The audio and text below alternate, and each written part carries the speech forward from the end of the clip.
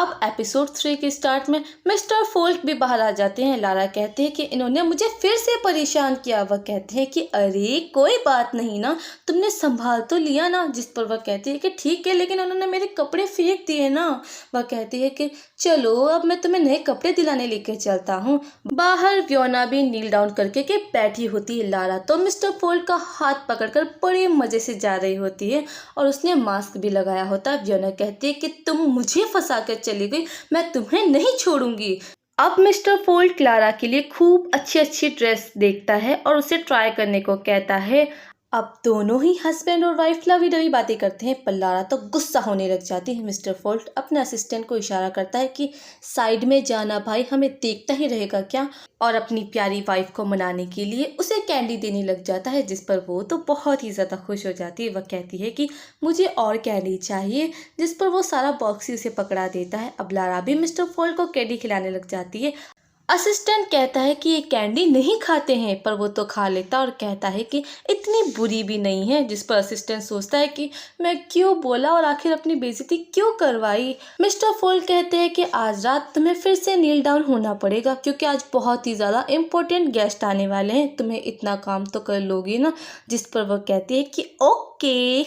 अब उसके पापा और भाई दोनों ही व्योना को ढूंढ रहे होते हैं। वह देखते हैं कि वो तो नील डाउन होके बैठी होती है। वो दोनों ही उसके पास आते हैं। वो तो उसे झूठ झूठ बताने लग जाते हैं कि मुझे लारा ने फंसा दिया, उसकी वजह से मुझे यहाँ नील डाउन होना पड़ा।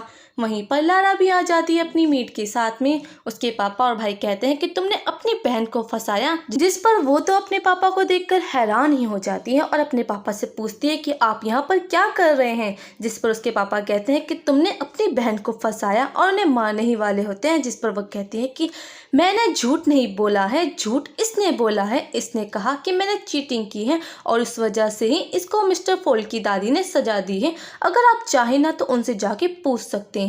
जिस पर उसके पापा तो वहीं खड़े के खड़े ही रह जाते हैं और कहते हैं कि उनसे पूछने की कोई ज़रूरत नहीं है। उसका भाई भी व्योना से पूछता है कि क्या वाकई में तुमने झूठ बोला है।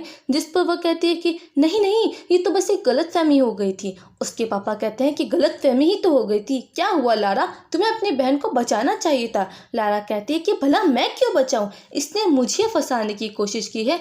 जिस पर उसका भाई तो कहता है कि ये तुम्हारा अच्छा चाहती थी, इसी वजह से तो इसने ऐसा किया है। जिस पर लारा कहती है कि अच्छा, और ये मेरा अच्छा चाहती थी। पिछली बार इसने मेरे बारे में गलत बातें की और मुझे मार खिलाई। इस बार इसने मेरी चीटिंग की अफवाह फैलाई और मुझे मरवाने की कोशिश की। भला इसने मेरी अच्छाई क्या और भलाई क्या। इस लड़की ने मेरी लाइफ छीन ली और आप लोगों को भी छीन लिया। इसकी वजह से मैं भूखी रहती थी और ना ही मुझे स्कूल जाने को मिलता था, और यह मेरे लिए अच्छा चाहती थी। जिस पर उसका भाई कहता है कि क्या बकवास कर रही हो, तुम्हारे लिए हम हर बार पैसे भेजा करते थे, फिर भी तुम कैसे भूखी रह सकती हो, और तुम तो फेल हो गई थी ना, इस वजह से ही तो तुम्हें स्कूल छोड़ना पड़ा, इसमें उसकी क्या गलती है।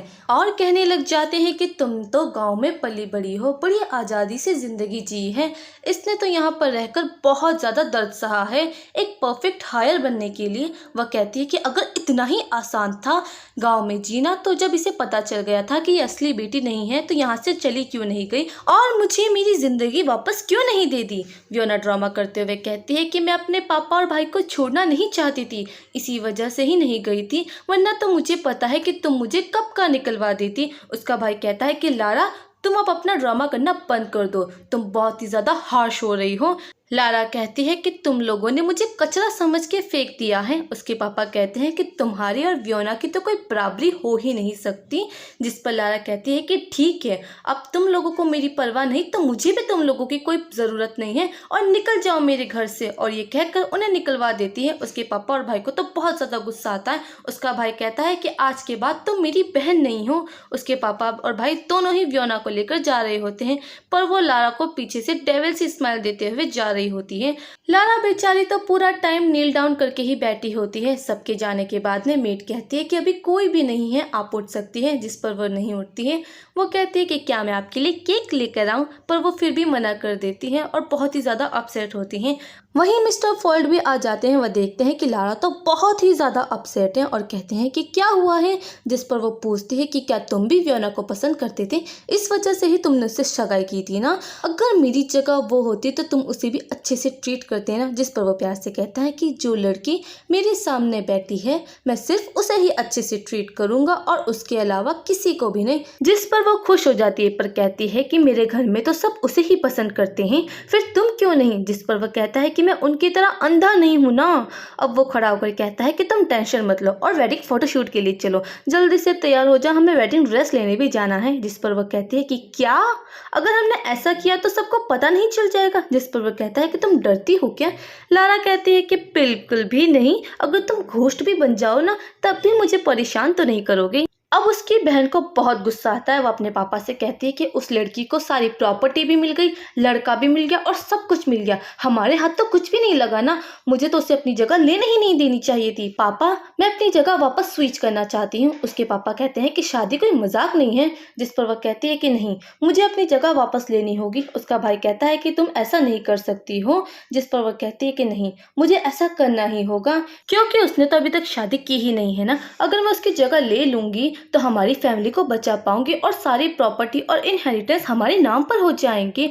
उसका भाई कहता है कि तुम मरे हुए इंसान से शादी करने का मतलब है अपनी खुद की लाइफ को बर्बाद करना, तुम ऐसा मत करो। पर वह नहीं मानती है। जिस पर उसके पापा कहते हैं कि ओके मैं तुम्हारे साथ हूँ। जिस पर वह कहती है कि कल लारा अपनी शादी का गाउन चेंज करने जाएगी, मैं उसकी जगह वहीं पर ही बदल लूंगी। अगले दिन लारा और उसका हस्बैंड दोनों ही ड्रेस देखने जाते हैं। वो तो बहुत ही ज़्यादा खुश हो जाती है और एक्साइटमेंट में आके सारी चीज़ें देखने लग जाती हैं और उसे बहुत ही प्यारी प्यारी नेकलेस देखने लग जाती है। वो बहुत ज़्यादा खुश होती है। वो पूछता है कि क्या तुम्हें ये सब पसंद आई है। जिस पर वह कहती है कि हाँ ये सब मुझे बहुत पसंद आई है। सेल्स वुमेन कहती है कि मैं इन्हें ड्रेस चेंज करवाने लेकर जाती हूँ और उन्हें वहाँ से लेकर चली जाती है। सॉरी गाइस मैं आप लोगों को इस तरह से डिस्टर्ब कर रही हूँ, पर मैं आप लोगों को एक इन्फॉर्मेशन देना चाहती हूँ कि मेरे इस चैनल पे कुछ प्रॉब्लम्स आ चुकी हैं। इस वजह से मैं कुछ टाइम तक उस पर ध्यान दूंगी और मैं वीडियोस थोड़ा कम डालूंगी। मैं एक नया चैनल क्रिएट कर चुकी हूँ जिसका नाम है हाँ ही टेल्स। अब मैं उस पर वीडियोस अपलोड करूंगी, आप मुझे उस चैनल पे फॉलो जरूर कर लीजिएगा और बेल आइकन दबाना बिल्कुल भी मत भूलिएगा। मुझे नहीं पता कि इस चैनल को ठीक होने में कितना टाइम लगेगा, इसलिए मैंने नया चैनल क्रिएट कर लिया है, आप जरूर विजिट कीजिएगा। Thank you so much. अब लारा एक खूबसूरत गाउन को पहन करके तैयार हो जाती है। सेल्स वुमेन थोड़ी देर के लिए बाहर चली जाती है। अब उसके पापा और भाई और व्योना तीनों ही आ जाते हैं। उसका भाई सीधा आकर उसका मुंह बंद कर देता है। व्योना कहती है कि अब तुम्हारी जगह मैं शादी करूंगी और ये शादी का ड्रेस ना मुझे दे दो, वैसे भी जगह मेरी ही थी और अब मैं उस घर की बहू बनूंगी और तुम कुछ भी नहीं रहोगी। जिस पर वो सारा सामान उसे छीनने लग जाती है। लारा भी उसे धीरे धीरे करके अपना सारा सामान लेने देती है और कहती है कि व्योना कहती है कि आज तो मैं बहुत खुश हूँ। लारा इशारे से अब कहती है कि तुम मेरा ब्रेसलेट भी ले लो। जब सभी का ध्यान उस पर से हट जाता है तो वो अपने भाई के हाथ को काट लेती है और वहाँ से भाग जाती है और जोर जोर से कहती है कि मेरी मदद करो, मेरी मदद करो। ये बात मिस्टर फोर्ड भी सुन लेते हैं। वो भागती रहती है। व्योना तो पीछे से उसके ड्रेस पर अपना सैंडल रख देती है और उसे पीछे से आकर पकड़ लेती है और फिर से उसका मुंह बंद करने लग जाते हैं। लारा व्योना के सैंडल पर अपना पैर मारने लग जाती है और उसके पैर पर इतनी दफ़ा अपना पैर मारती है ना कि उसके पैरों में बहुत बुरी तरीके से पेन होने लग जाता है। उसका तो सैंडल भी उतर जाता है। लारा जोर से अपना पैर मारती है और उसका सैंडल दूर फेंक देती है। वहीं मिस्टर फॉल्ट भी आ जाते हैं। लारा जल्दी से भाग करके मिस्टर फॉल्ट के पास चली जाती है। उसके पापा कहते हैं कि तुम आखिरकार यहाँ पर क्या कर रहे हो। जिस पर व्योना कहती है कि पापा यही इसका लवर है, मैं सच कह रही थी ना, अब मैं अपनी पोजीशन बचा सकती हूँ, मैं मिस्टर फोर्ड फैमिली की बहू बन जाऊंगी। जिस पर मिस्टर फोर्ड कहता है कि तुम तो अपने सपने में ही ऐसा सोच सकती हो, ये चांस तो कभी भी नहीं आएगा। जिस पर उसके पापा तो उसको बहुत कुछ सुनाने लग जाते हैं और अपनी बेटी से कहते हैं कि तुम घर चलो, मैं तुम्हें सबक सिखाता हूँ। असिस्टेंट उनको जोर से पुश कर देता है। उसके पापा कहते हैं कि तुम्हें दिखाई नहीं दे रहा है क्या असिस्टेंट, ये लड़का मेरी बेटी के साथ चक्कर चला रहा है, तुम इसका साइड क्यों ले रहे हो, तुम्हें अपने मालिक के साथ वफादारी करो। और उसे बहुत कुछ सुनाने लग जाता है।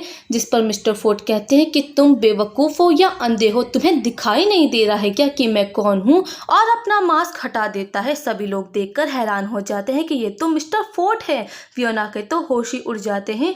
यार मुझे एक बात समझ नहीं आती है, जब ये इतना ज़्यादा अमीर इंसान है तो अपनी दोनों बेटियों को एक साथ पाल लेता ना, इतनी अमीरी होने का क्या फ़ायदा कि एक को अलग पाले एक को अलग पाले। अगर आपको मेरी ये वीडियो अच्छी लगी हो तो लाइक एंड सब्सक्राइब करना मत भूलिएगा। तब तक के लिए थियामू।